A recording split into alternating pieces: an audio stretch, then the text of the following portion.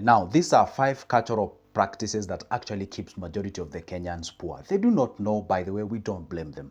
But just listen to this video to the end so that at least you understand. There's some of the cultures that we do hold them dear that actually affects us financially. Okay, let's get into the point. But before we do exactly that, guess what? This video I'm actually sharing with you for free. I'm not going to charge you nothing. The only thing I want you in return as a favor is to like this video, which doesn't cost you anything, and also subscribing to this channel so that you'll be notified whenever I upload a new good video. So let's get into the business. All right, now the very first point, or the very first culture that actually holds a lot of people in terms of them busting out of their cocoon and achieving the greatest of their lives, is doing what we call what not and what to be sold. The reason why I'm making this video, actually, I was shocked actually. I had a client of mine who called me and told me, hey Joseph, I have a debt of close to 90 something thousand Kenyan shillings, and I don't know exactly how I can be able to do so that I get myself out of the debt. But this is the point. I asked the guy, how much are you getting per month? He told me, I'm getting that 2,000 at the end of the month. But the way I am in terms of having the families and all other provisions, it's so tight to a point whereby I don't even know how I can be able to service this debt. I asked him, okay, fine. Apart from the salary, then what else do you own like an asset? He told me, I have 40 cows or 40 heads of cattle. And again, on top of that, I have like 15 goats and sheep. Now I ask him, why are you even thinking about the debt? Or else you have an asset that you can be able to liquidate so that you get yourself off the debt, you get back on the feet and progress to the next level. You see? And the guy told me, guess what? We are not allowed to sell the goats, the cows, or the heads of cattle and what have you. And then I asked, why then are you having them? Why don't you then discard them? Because it's like you're keeping them like a pet. It doesn't help you in any way. I thought it should be viewed from the monetary aspect. And he told me, yes, they are mine. I own them fully, but my parents can't allow me. The society cannot allow me to actually go ahead and sell these cows and heads of cattle and sheep and what have you. And I was shocked. By the way, that was the first time I heard those kind of news. I've never heard of that. And then I wanted to dig deep and I asked, why is the case? He told me like, hey, guess what? From my culture, we view animals not as a commodity to be sold, but something that you can keep and just makes us happy and all those kind of things. And at that particular point, do you know what I thought? I'm actually ringed on the issues of the banditry that you usually experience in Kenya from the Baringo County and Samburu and what have you. I realized that might be the culture actually that is making people to actually engage in those kind of things like raiding and what have you, which is a bit retrogressive. Not even a bit, it's actually way much retrogressive. This guy has like 40 of them. He cannot be able to sell. He can't be able to get himself out of the debt and all those kind of things. Now, that is just an example. Have you ever been in a family whereby they say, hey, this land property ought not to be sold. We cannot sell it. Whoever left it say that we cannot sell it, blah, blah, blah, and all those kind of things. It's okay. There's no problem with not selling it. But the problem is people who are left with, they don't have the ability even to make a real estate out of the property. They cannot be able to, like, they're just nowhere. They're languishing in poverty, but then they have a whole stretch of a land somewhere that is not even helping them in one way or the other. I know you may argue from the point of kila mtu atafute yake, or everyone to look for their own, but the point is that some of the cultural practices that can actually hold you back in terms of the progressive. And I always tell people, poverty starts with the mind before it goes all the way to the pocket. That's a reality and that's a fact. And that's point number one. Point number two is unprogressive black tax. What is a black tax? Black tax is that money that is required. You're mandated to help your siblings. You're mandated to help your parents. You're mandated to help all those kind of things. You have to do the thing. You have some people who are hanging above your shoulders and they're telling you at the end of the month, that salary that you're getting, you're not only supposed to take care of your kids and your families and what have you. Also, you have to take care of the family that you left back there, your parents, your dad, your mom, your auntie, your uncle, and all those kind of things. And I say what? There is nothing wrong with that. I love helping them. It's an amazing thing to help them. I did not say you're not supposed to help them. I want you to be smart and think what I'm saying. I've said unprogressive. What do I mean? It's like giving them a fish each and every day rather than showing them how to fish, because you ain't solving any of their problems. They're going to be at the back of you at every time asking you to do exactly that. Because you see, when you feed them or when you give them that thing that it's recurrent, then rest assured they'll always be at your doorstep. They'll be asking you, hey, do this, do the other thing. So, and progressive tax is usually attached to the culture, whereby they say, hey,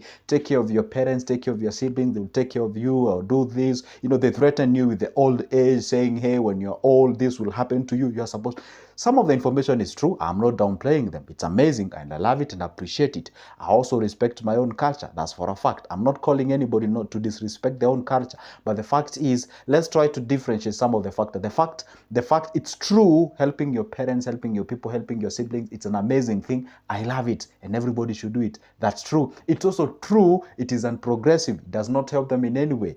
All right. So sometimes I say, sometimes it's good to be a little bit mean. You build yourself, be at your feet, so that at least you can be able to lift the other person, so that at least you can place somewhere, and also live in a situation whereby, hey, you now become the two of you who will be helping your family, rather than helping them with the things like, can you imagine somebody calling you like almost each and every day, telling you, hey, today we do not have a supper, wire some cash, today we do not have this, wire some this, today we do not. But if you can empower them, show them the way, and tell them, hey, guess what, this is what I'm gonna do for you. You have to up your game, you have to pull up your socks. I'm gonna show you how to fish. You're gonna be able to show up very early in the morning at the riverbank, so that I show you exactly how I do the thing. This is how you do it, and all those kind of things. But there are people who are quite funny. They are blessed, they are okay, they have money, they have properties and all those kind of things, but they don't want to empower their brothers, their sisters, because they want they want to retain that status. In Africa, for those good guys who are watching from the diaspora, in Africa, there are these things. Whoever has the money has the last say in that specific family. You don't have to be the firstborn, provided you have the cash, then everybody will toe your line. But the fact remains is that it's always good they just want to retain that position because it feels good. Usually show up home last, a decision can't be made without your presence, and all those kind of things. Yeah, I understand power is amazing, but at the same time, if you misuse your position, it's not so quite important. So it's good to make sure that you empower your family, guys, because you never know. Those guys whom you think like a kind of sort of what do we call it, sort of a liability to you, may become an asset to you in future. So it's always good to empower them as you progress to the next level. Again, I did not say people should not help their family members. So don't let anybody, be harsh on the comment section telling me, Joseph, you're telling us not to help your family. No, I did not say that. Now, the third one is education by default is the key to success. Yeah, I understand. I know academicians, they're about to go back on my neck and telling me I'm not saying people. No. Education is amazing, it's okay. But if you're looking at it from a point of just want to make money out of the education, then you're off the hook. That's not the reality. The reality is that education is an amazing thing. I support it. Personally, I went to university. I went through all the systems of the education, and I can tell you it's an amazing thing. But I had a wrong mentality. You know why? From my own case, I believed working hard, getting good grades, going to university, pursuing that course of your choice, and not getting out of the market. You get a job, you get money, you progress. That's the kind of a thing that we were sold. Now, what if you come to a point whereby you get the good grades, you go to university, you get your career, you get off the job market, there are no jobs, or let me not say they are not jobs. They're actually limited, because there are jobs actually. Say they are limited, you don't get to get the job. So then it means that you don't get to get the money. Then it means catering for your life and also other things and what have you becomes a little bit tough. Now at that particular point, sort of an education becomes quite not.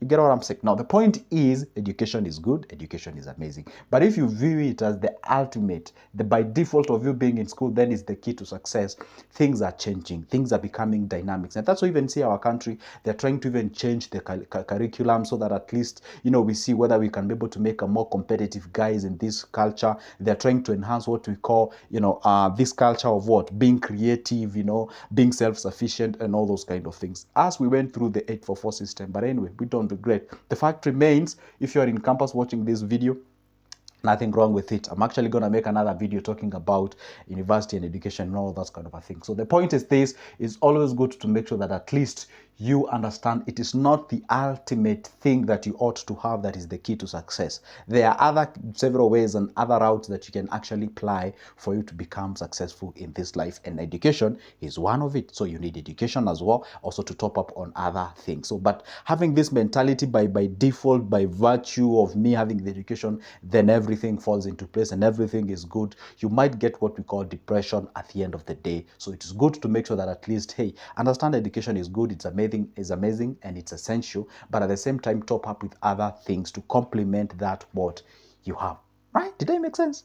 Let's get to the second last one, which is culture of savings alone. Have you ever heard of people talking of, hey, guess what? If you want to secure your future, if you want to be good, if you want to be safe, make sure that you save and save and save and save and save.